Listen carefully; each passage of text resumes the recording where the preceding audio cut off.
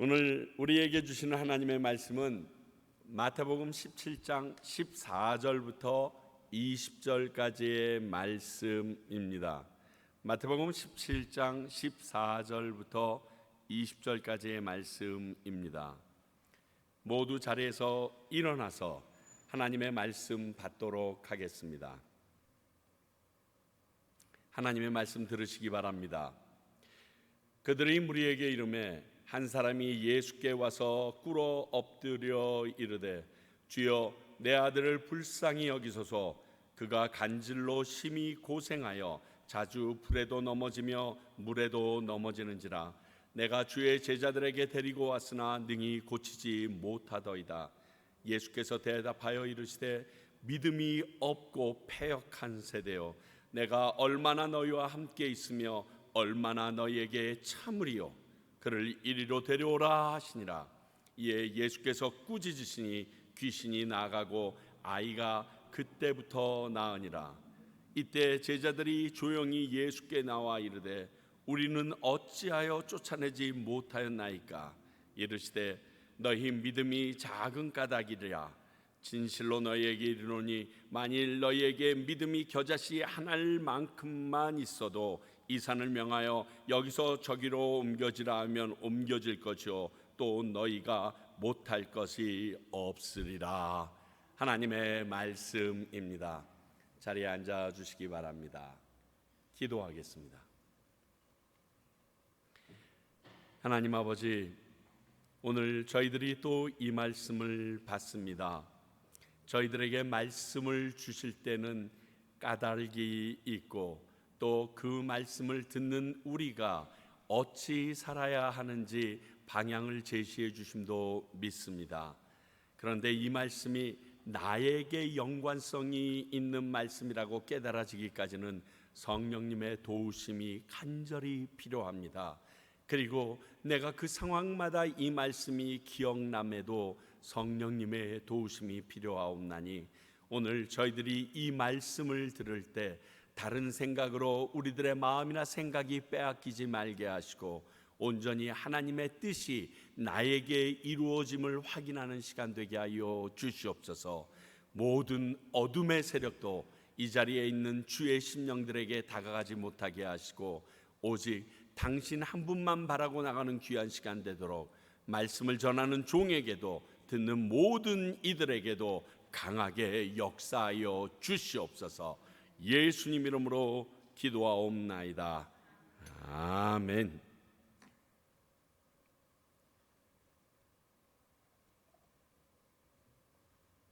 우리 지난주일 일부 예배에 참석하신 여러분들은 다 이 바로 전의 내용을 다 들었겠지만 저희들이 녹화가 제대로 되지 않아서 못 들으신 분들도 있을 터인데, 변화산에서 드디어 예수님과 세 명의 제자들이 내려오는 과정에 대하여 나누는 대화들에 대해서 나누었습니다. 올 엘리야가 누구인가? 그 엘리야가 왜 오지 않았습니까? 그런데 그들에게 깨우침을 주신 예수님께서 이미 왔었고 온 엘리야가 세례 요한임을 그들이 깨달으면서 산에서 내려왔습니다. 이 변화산에서 내려온 예수님과 일행들을 기다리고 있었던 것은 귀신 들린 사람을 고치지 못해서 쩔쩔매며 남아있는 9명의 제자들과 그 간절함으로 찾아왔던 그 아이의 아버지였습니다. 모르겠습니다. 저는 이 모습을 보면서 갑자기 모세가 40일 동안 호렙산 위에서 말씀을 받고 이 땅에 내려왔더니 그 이스라엘 백성들이 하나님이랍시고 금송아지를 섬겼던 사건과 왜 이렇게 오버랩돼서 보여지는지 모르겠습니다.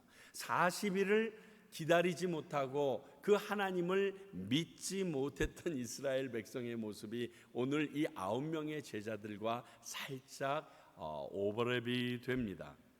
오늘 이 말씀을 통해서 우리에게 주시는 하나님의 음성을 듣고자 합니다. 먼저 첫 번째는 귀신 들린 아들을 주님께 데려온 아버지의 모습을 살펴보길 원합니다. 오늘 말씀에서 15절을 보니까 간질로 심히 고생했다라고 얘기했는데 18절을 보니까 이 간질 증상이 예수님이 귀신을 내어 쫓고 나니까 정상으로 돌아왔다는 것을 보면 귀신 들린 이 아들이 바깥으로 귀신이 드러낸 현상이 간질 증세와 비슷했다라고 보는 것이 맞을 것 같습니다. 병행 구절인 마가복음과 누가복음에서는 명확하게 귀신 들려서 이렇게 말하고 있기 때문에 분명히 귀신으로 인하여 얻게 된 질병의 모습이 간질 증세로 드러났던 것 같습니다. 그러니 이 아버지는 이 아들을 붙잡고 준심이 계시지 않아서 어려움을 겪고 있는 모습이 보여집니다. 예수님께 데리고 온 것입니다. 병행 구절인 9장 마가복음 9장을 보니까 이 증상이 어릴 때부터 있었다고 그랬어요. 이 아이가 꽤 장성했던 것 같습니다. 어른들이 손을 대기 힘들 정도로요. 또 병행 구절인 누가복음 9장을 보니까 외아들이라고 얘기하고 있습니다. 외아들인데 어릴 때부터 이러한 증상을 가지고 있습니다. 그러니까 여러분들이 이전에 살펴봤던 12해 동안 혈류병을 앓았던 여인 기억하시죠? 그 여인의 심정과 똑같지 않았을까요? 아마 이 외아들인 이 아들을 붙잡고 이 아버지는 여기저기 모든 용하다는 의원과 약이란 약은 다 처방받으려고 뛰어다녔을 것입니다. 그런데 귀신이 잡고 있기 때문에 그것들로서 노움을 당하지 못하였기에 이제는 어찌하면 그 여인처럼 모든 것도 다 허비하고 도리어 병증만 더 중하여진 모습에 영육이 지체고 피폐한 상황에 아마 그 가정도 풍비박산이 났을지 모르겠습니다. 그러던 어느 날 예수님에 대해서 소문을 들었습니다.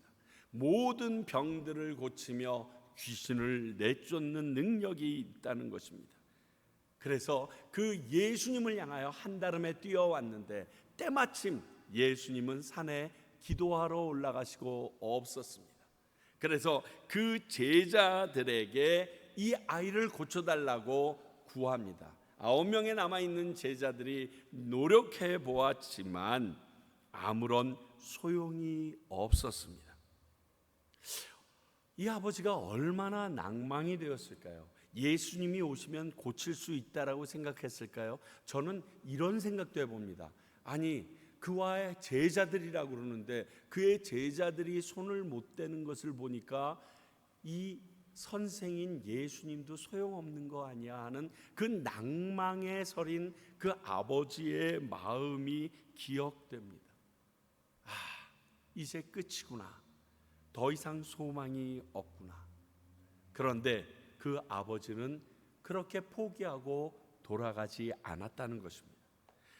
이 일로 주변에는 많은 무리가 모였고 그 일로 또 서기관들과 변론 중이었다라고 마가복음은 전하고 있습니다. 그러니 이 아버지의 마음은 그런 모습을 보면서 엄청 흔들렸을 것입니다. 그리고 힘들어졌을 것입니다. 그런데 예수님이 오실 때까지 참고 기다립니다. 왜?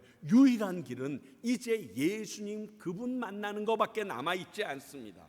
분명히 산에 올라가셨고 몇몇 제자를 데리고 올라가셨다니까 반드시 내려오실 것이라고 믿고 그리고 그분만이 유일한 길이라고 이젠 여길 수밖에 없는 모습이 되었습니다.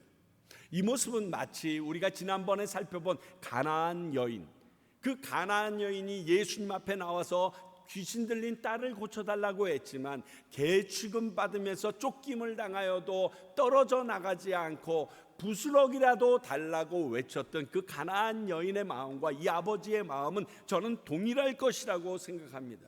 왜? 그 아들을 너무 사랑하기 때문에 특히 외아들이라고 했습니다. 나의 생명의 모든 것, 우리 가문의 유일한 대를 이어갈 유일한 길인데 이 아들이 이 모양으로 끝나면 소망이 없는 겁니다. 그러니까 간절한 마음에 이 아들을 사랑하는 마음에 가나안 여인이 그 딸을 사랑했던 마음과 동일하게 그 예수님만 기다리고 있었던 것입니다.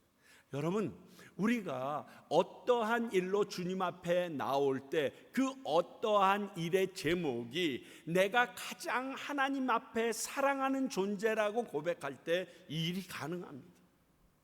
그렇지 않겠어요? 사랑하면 사랑할수록, 아끼면 아낄수록 나는 포기하지 못하는 겁니다. 어떻게 포기합니까? 백부장이 자기가 아끼던 종도 이렇게 했는데 외아들인 아들을 위하여 그 아버지가 뭘 기다리지 못하겠습니까? 아니, 천막이라도 치고 몇 날 며칠이라도 그분만 오시기를 기다릴 수 있다라고 봅니다. 이것이 사랑의 능력입니다. 그래서 결국 이 아버지는 아들을 고침받을 것만이 아니고 믿음까지 얻고 돌아갑니다. 자, 병행 구절인 마가복음 9장 22절서부터 24절까지를 보겠습니다. 마가복음 9장입니다. 16장이 아닙니다. 9장 22절부터 24절입니다. 귀신이 그를 죽이려고 불과 물에 자주 던졌나이다. 그러나 무엇을 하실 수 있거든 우리를 불쌍히 여기사 도와주옵소서. 예수께서 이르시되 할 수 있거든이 무슨 말이냐? 믿는 자에게는 능히 하지 못할 일이 없느니라 하시니 곧 그 아이의 아버지가 소리를 질러 이르되 내가 믿나이다. 나의 믿음 없는 것을 도와주소서 하더라. 그리고 그 아이가 귀신에게서 노임을 받습니다. 그렇습니다. 예수님을 믿고 왔음을, 그러면 그분을 만나 결과를 얻을 때까지 기다리셔야 합니다. 참아야 합니다. 받아내야 합니다. 주님은 말씀하셨습니다. 구하라, 그러면 주실 것이요, 두드리라, 열릴 것이다라고 약속하셨기 때문에 그렇습니다. 사실 다른 방법이 있을까요? 또 그 다른 방법이 확실하기나 합니까? 아니잖아요. 그러면 유일한 길로 여기고 예수님을 믿고 나아가야 합니다. 우리도 그 심정으로 주님 앞에 오늘 이 아침에 나온 것입니다. 그 주님의 음성을 듣고 그 말씀을 붙잡고 나아가기로 하였으면 그 말씀을 믿고 나아가야 하는 것입니다. 믿고 기다리는 것 외에는 다른 방법은 없습니다. 이 일로 이 아버지는 예수님에 대한 믿음은 더욱 강하여졌고, 그렇게 간절히 바라던 외아들도 병고침을 받았습니다. 이른바 해피엔딩입니다. 우리에게도 이런 예수님으로 인하여 하나님께서 내 마음에 찾아오심으로 말미암아 해피엔딩이 여러분들의 삶에게 있기를 간절히 소원합니다. 아니, 있게 됩니다. 믿으십시오. 두 번째는 제자들이 귀신을 내쫓지 못했던 이유가 무엇일까 좀 생각해 보고 싶습니다. 그러면 남겨진 제자들은 정말 그렇게 무능했던 것일까? 성경은 그렇게 말하지 않습니다. 자, 마태복음 10장 1절 볼까요? 예수께서 그의 12제자를 부르사 더러운 귀신을 쫓아내며 모든 병과 모든 약한 것을 고치는 권능을 주시니라. 그렇습니다. 이미 제자들은 이 권능을 받았습니다. 더러운 귀신을 쫓아내는 권능을 받았고요, 병과 약한 것을 고치는 능력을 받았다라고 했습니다. 뿐만이 아니라 이것이 받았는지 말만 해서 모르잖아요. 그래서 예수님에게 이 받은 권능이 확인되어지는 그러한 놀라운 시간도 이미 가졌습니다. 누가복음 10장 17절서부터 19절입니다. 오늘 사건 이전에 있었던 일입니다. 70인을 둘둘 짝지우면서 온 고을로 보내셨을 때 일입니다. 70인이 기뻐하며 돌아와 이르되 주여, 주의 이름으로 귀신들도 우리에게 항복하더이다. 예수께서 이르시되 사탄이 하늘로부터 번개같이 떨어지는 것을 내가 보았노라. 내가 너희에게 뱀과 정갈을 밟으며 원수의 모든 능력을 제어할 권능을 주었으니 너희를 해칠 자가 결코 없으시라. 예수님이 그 권능을 주신 것뿐만이 아니라 너희들이 따로 흩어져서 각 마을에서 이 놀라운 능력을 행하며 사탄이 땅에 떨어지게 하는 것을 내가 보았다라고 확인까지 받은 것이 지금 이 9 제자들에게도 동일한 능력이었다는 것입니다. 그럼 그 받은 권세와 능력을 믿고 사용했어야죠. 그때는 됐는데 지금도 될까? 혹시 이런 생각 가진 거 아닐까요? 다른 건 몰라도 전해주는 말씀을 보니까 이 능력을 사용했다라는 말보다는 서기관들과 무리들과 모여서 이 문제에 대해서 변론했다라고 성경은 기록합니다. 자, 마가복음 9장 14절. 이에 그들이 제자들과 와서 보니 큰 무리가 그들을 둘러싸고 서기관들이 그들과 더불어 변론하고 있더라.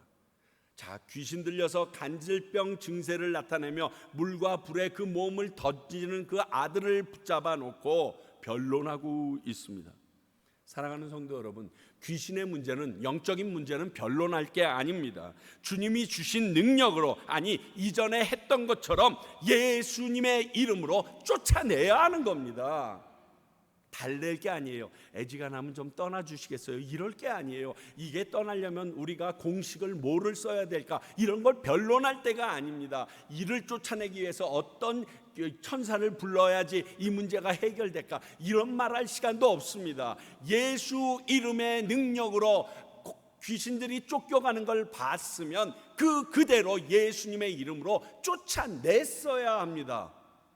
앉아서 쓸데없는 짓 하고 있습니다. 이런 모습을요, 교회에서 사역하면서도 참 많이 봅니다. 아니, 기도해야 되는데 회의하고 앉아 있어요. 회의하는 게 나쁘다는 게 아닙니다. 그 회의를 하기 위하여 하나님 앞에 얼마나 물어봤느냐는 우리가 좀 생각해 봐야 되지 않겠어요? 이 주인이 예수님이라며요. 하나님의 집이라며요. 그런데 앉아가지고 맨날 회의만 합니다. 그게 저였습니다. 여러분, 회의가 많아지면 회의가 듭니다. 진짜요. 제가 오죽하면 회를 너무 좋아하는데 당회를 제일 싫어하잖아요. 정말 썰렁하지만 여러분 사실이에요. 회의가 무엇을 만들어내는 것이 아니라 믿음의 기도가 회의를 그렇게 바꿉니다. 여러분, 이걸 아셔야 돼요. 이 우선순위가 바뀌면요, 자기들이 자기의 생각으로 회의하여 결정한 것을 놓고 하나님에게 이대로 되게 해주시오라고 얘기하는 것은 하나님을 내 부하 직원으로 부리는 모습과 똑같습니다. 어떨 때는 하나님이 안타까워서 들어주시기도 하죠. 그러나 하나님의 입장에서는 앞뒤가 바뀐 모습 아닙니까? 오늘 꼭 그 모습입니다. 지금 예수님의 이름으로 대적해서 물리쳤던 적이 있는데 서기관들과 변론하고 있습니다. 이들이 내쫓았는지 안 했는지는 모르지만 귀신을 쫓아내지 못하고 변론 중이었다는 사실은 사실입니다. 이 모습을 보면서 17절에 예수님께서는 믿음이 없고 패역한 세대라고 책망하셨습니다. 결국 남겨진 제자들에게 믿음이 없어서 귀신을 내쫓지 못했다라고 말씀하시는 것입니다. 여러분, 믿음하면 이 말씀 하나만 명확하게 알고 계시면 됩니다. 히브리서 11장 1절입니다. 믿음은 바라는 것들의 실상이요 보이지 않는 것들의 증거이다. 믿음은요, 바라는 거예요. 그리고 보이지 않습니다. 꼭 그것 같지만 그게 실제로 드러나고요, 증거로 나타난다라는 뜻입니다. 그러니까 믿음을 보여라 그러면 보여줄 수 없지만 우리의 실생활에서 그것이 증거로 드러나게 되는 것이 믿음이라는 것입니다. 남은 제자들의 믿음이 증거로 실상으로 드러나지 못한 것입니다. 그래서 예수님은 제자들의 이러한 모습을 보시면서 이미 너희에게 그 능력을 주었고 각 고을을 다니면서 그 능력을 경험하고도 이러는 너희들을 언제까지 참고 기다려야 하냐라고 답답해서 말씀하신 겁니다. 줬는데, 다 가졌는데 왜 안 쓰냐 그거? 아껴서 찔러 갈라.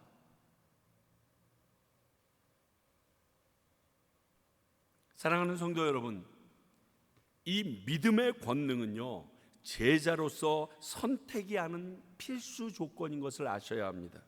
예수님께서 제자를 부르시고서 그 제자를 부르신 목적에 대하여 마가복음 3장 14절 15절에서 이렇게 말씀하고 계십니다. 이에 12를 세우셨으니 이는 자기와 함께 있게 하시고 또 보내사 전도도 하며 귀신을 내쫓는 권능도 가지게 하려 하심이러라. 자, 12명의 제자들을 부르신 이유가 세 가지로 나옵니다. 예수님과 동행하고 교제하면서 그에게 배우고 세상의 진리의 복음을 전하게 하며 또 악한 영들을 대적해서 싸우는 것이 예수님의 제자로서의 삶입니다. 부르신 이유입니다. 그런데 이러기 위해서 우리에게 믿음이 필요하다는 것입니다. 그러니까 우리가 예수님의 권능이 있는 제자로 살 소원이 없다면 믿음 별 필요 없습니다. 믿음 없어도 됩니다. 그저 그렇게 영향 없이 조용히 살다가 가면 되니까요. 그러므로 예수님의 제자라면 귀신을 쫓아내지 못하는 자신의 모습을 보면서 당연하게 여기지 말고 주님께 나가서 진지하게 물어볼 수 있어야, 주여, 나는 어찌하여 쫓아내지 못했습니까? 왜? 이건 심각한 문제이거든요. 아니, 제자로서 위태한 지경에 이르렀다는 의미입니다. 우리에게 기도의 권능이 나타나지 않고 이러한 놀라운 능력이 나아가지 않을 때 그저 요즘 세상에는 과학시대라 이러한 일이 일어나지 않아로 무마하는 것이 아니라 이 일을 놓고 주님, 왜 나에게는 이러한 일이 일어나지 않습니까? 라고 안타까운 심령으로 나아갈 수 있어야 되는 게 맞다는 겁니다. 능력 있는 제자로 살아가려는 사람이라면 그저 튀기 싫어서 교회 다니는지 안 다니는지 나중에 교회 다닌다고 얘기했더니 주변 사람들이 깜짝 놀라게 할 그러한 삶을 살길 원하신다라면 그럴 필요 없습니다. 그렇지 않다면 이 문제를 심각하게 받아들여야 합니다. 그리하여 제자들이 주님 앞에 나옵니다. 주님, 나는 왜 못했을까요?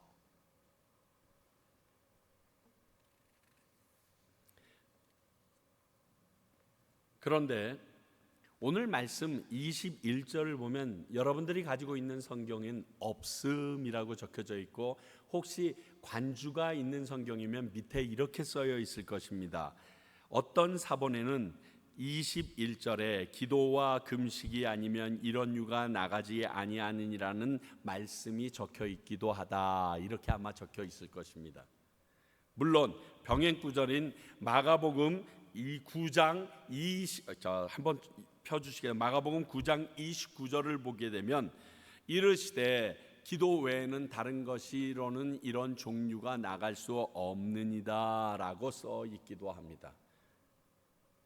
믿음이 작다고 꾸지름하신 예수님이 뜬금없이 이런 유로 외에는, 이런 기도 외에는 나가지 않는다고 말하니까, 자, 그러면 우리 이 시간 기도와 믿음과는 어떤 관계가 있기에 같은 말처럼 하셨을까? 그렇잖아요.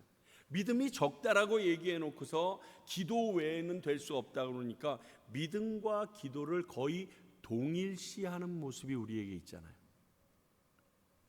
자, 기도는요, 우리 믿음의 통로입니다. 더 정확하게 얘기하면 젖줄입니다. 내 믿음이 쌓여가는데 젖줄 역할을 하는 것입니다.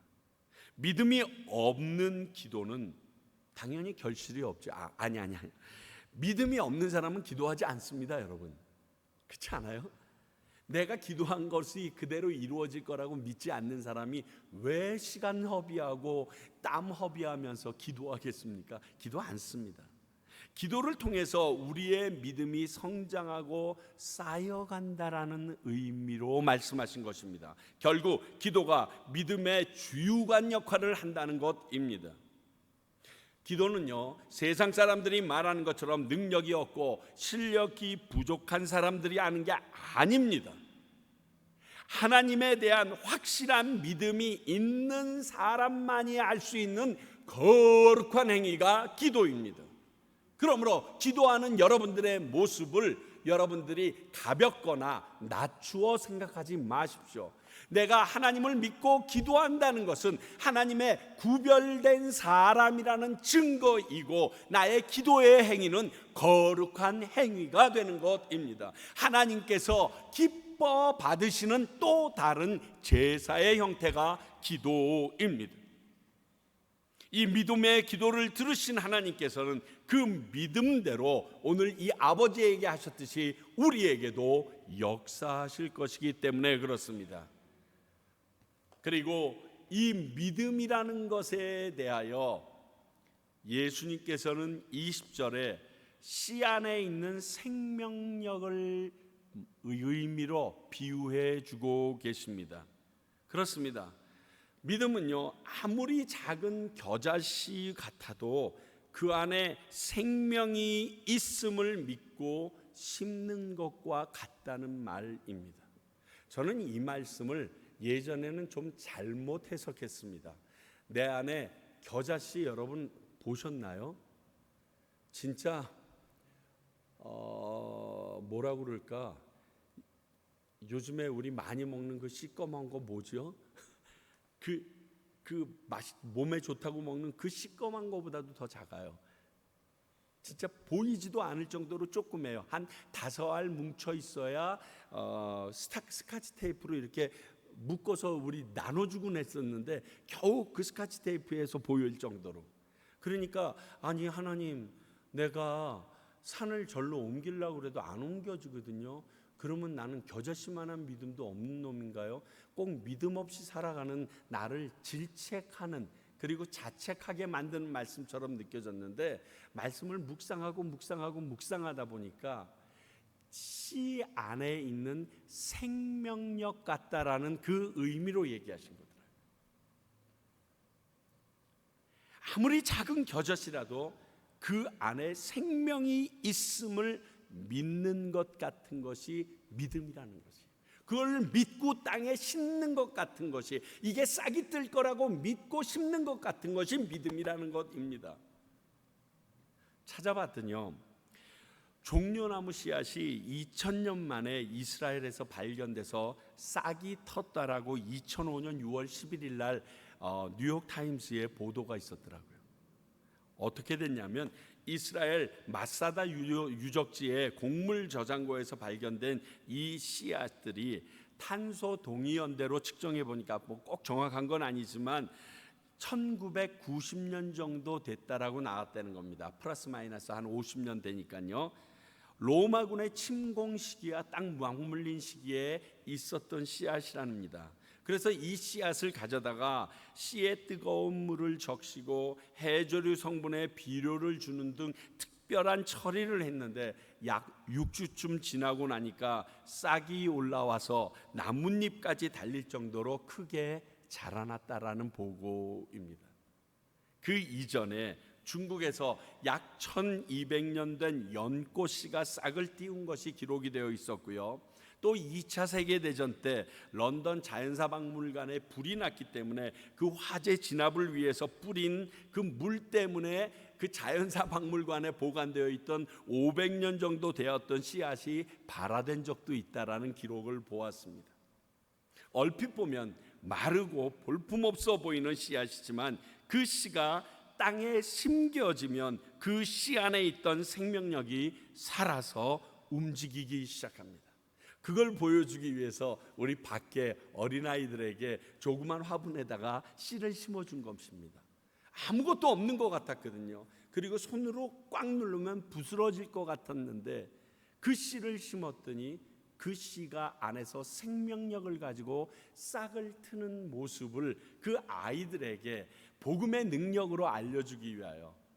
그런데 이것을 믿고 땅에 심는 심정이 믿음이라고 오늘 예수님은 말씀하고 있습니다. 예수님은 우리의 믿음이 이와 같다는 것입니다. 기도로 물을 주면 바라는 것들이 실상이 되고 보이지 않던 그 믿음이 증거로 드러나게 된다는 것을 말하십니다. 사랑하는 성도 여러분, 우리는 기도를 통해서 믿음을 쌓아갈 수 있어야 합니다.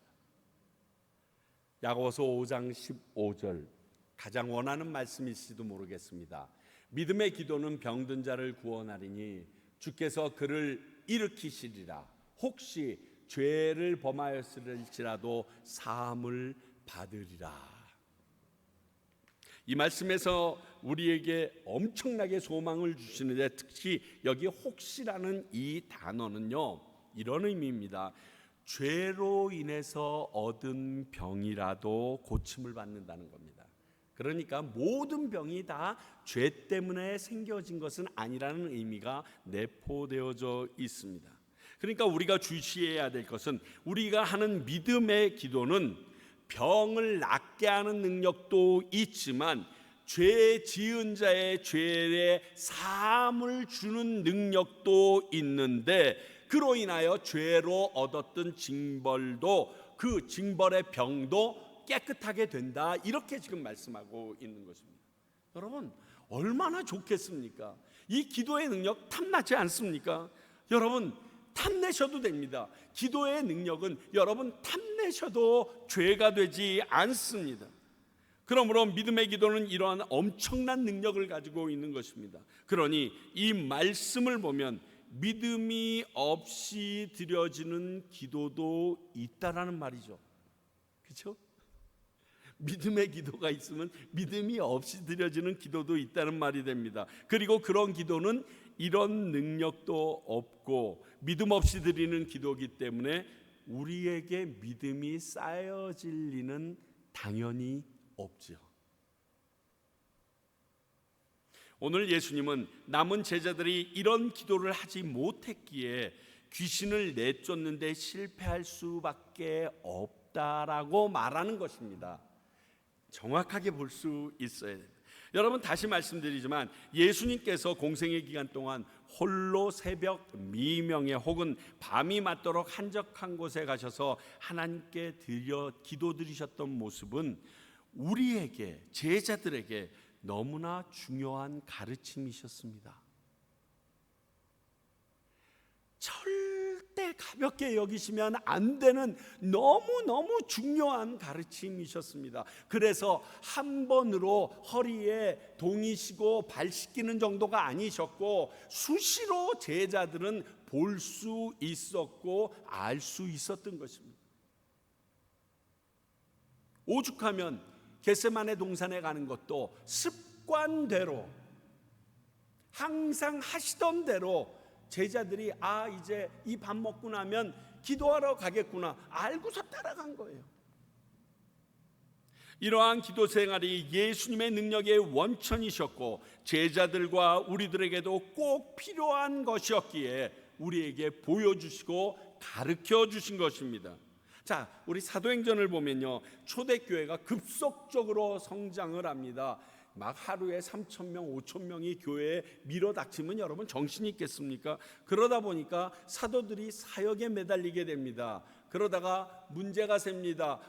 구제에 문제가 생기기 시작해서 교회 안에 다툼이 일어납니다. 이 문제로 인하여 사도들이 7 일꾼을 세우면서 이렇게 말합니다. 우리는 이제 사역의 일에 매달리지 않고 말씀과 기도에 전념하겠다라고 선포합니다. 그리고 왜 이렇게 선포했는지는 모든 능력이 기도와 말씀에서 나오는 것을 그들이 다시금 생각해낸 것입니다. 그들이 놓치고 있었던 것을 깨달아서 다시 기도의 삶으로 돌이키기로 사도들이 결정한 것입니다. 그 결과 교회 성도들은 기뻐하였고요, 예루살렘의 교회는 말씀이 더욱 왕성해서 반대하던 제사장 무리깔이 전부 다 교회에 나오는 역사가 일어났다라고, 놀라운 부흥이 있었다라고 성경은 기록하고 있습니다. 사실 저한테 가장 부족한 부분을 찍으라 그러면 기도입니다. 기도보다 일하고 행사하는 게 저에게 있어서는 너무너무 좋습니다. 그리고 그게 쉽습니다. 그런데 과테말라에 와서 하나님은 이 기도에 대해서 계속 여러분들에게 전하게 하시고 이 말씀을 전했던 저에게 이 말씀으로 인하여 찔리게 하십니다. 정말 기도 시간은 유일하게 내가 편안하게 잠잘 수 있는 시간이라고 생각했던 게 전데, 이 기도 외에는 하나님의 능력이 자라날 수 있는 방법이 없다는 이 문제로, 교회가 교회되어질 수 없다라는 이 문제로 계속해서 말씀하십니다. 제가 이것이 굉장히 마음에 힘든 이유는 이것입니다. 분명히 예수님께서요, 기도는요 드러나게 하는 것이 아니고 골방에서 하나님과 둘이 하는 거랍니다. 그러니까 교회가 크고 많은 사람이 모인다고 기도의 능력이 드러난 것, 이것과는 연관관계가 없는 거예요. 그러니까 기도를 열심히 하는 교회는 골방처럼 아무도 알아주지 않는 그 안에 갇혀 있을 수도 있다는 거예요. 그 안에 만족함을 누릴 수 있어야 된다라는 의미가 있는 거예요. 저는 그거는 바라지 않거든요. 오늘 집사님 기도처럼 정말 교회가 부흥하고 필요한 사람들이 와서 그 필요한 일들, 하나님이 원하시는 일들을 감당하길 원하는데, 이 기도는 그렇게 드려지는 게 아니거든.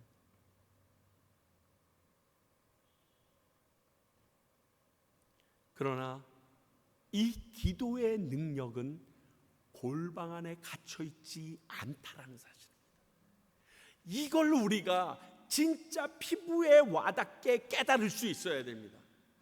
그러면 우리 교회 어떻게 하나? 이게 아니라 우리가 이곳에서 적은 인원이 그 누구도 알아주지 않는 골방 같은 그러한 마음에서 기도를 한다 치더라도 이 기도의 능력은 이 골방 같은 교회를 뛰어넘어서 믿음의 각 사람, 믿음대로 각 사람과 장소에 역사하기 시작합니다. 온 세상 어디에나 이 기도의 능력은 도달한다는 것입니다. 그리고 이 기도는 오늘 남겨진 9명의 제자가 발휘하지 못했던 예수 이름의 능력으로 드러나는 힘의 원천이 이 기도에 있다는 것입니다. 아버지 집인 교회는 기도하는 집이라고 하셨는데, 우리 평강교회가 그 하나님의 소원을 이루어 드렸으면 좋겠습니다. 그 길이 외롭고 썰렁할 수 있습니다. 고독한 길이 될 수도 있습니다. 크게 드러나지 않을지 모르지만 기도의 능력이 있는 믿음 충만한 성도와 우리 평강교회가 되기를 원합니다. 결과는 그 나라에 이르러서 그분이 판단해 주실 것입니다. 그 기도의 집이 평강교회가 되기를 소원합니다. 기도하겠습니다. 하나님, 우리의 믿음이 우리의 기도로 말미암아 충전되어짐을 알았습니다. 당신의 능력이 우리에게 드러나기 위하여서는 믿음이 필요하였는데, 이 믿음을 가지고 기도하는 사람들에 의하여 드러난다는 사실 배웠습니다. 그 길이 외롭고 쓸쓸할 수도 있지만 그 누구도 인정하지 않고 알아주지 않을 수도 있지만 능력이 있음을 믿습니다. 우리 성도들이, 그리고 우리 평강교회가 힘들고 외로운 길이지만 하나님이 원하시는 기도의 집이 또 기도하는 용사들이 되게 하여 주시옵소서. 예수님 이름으로 기도하옵나이다. 아멘.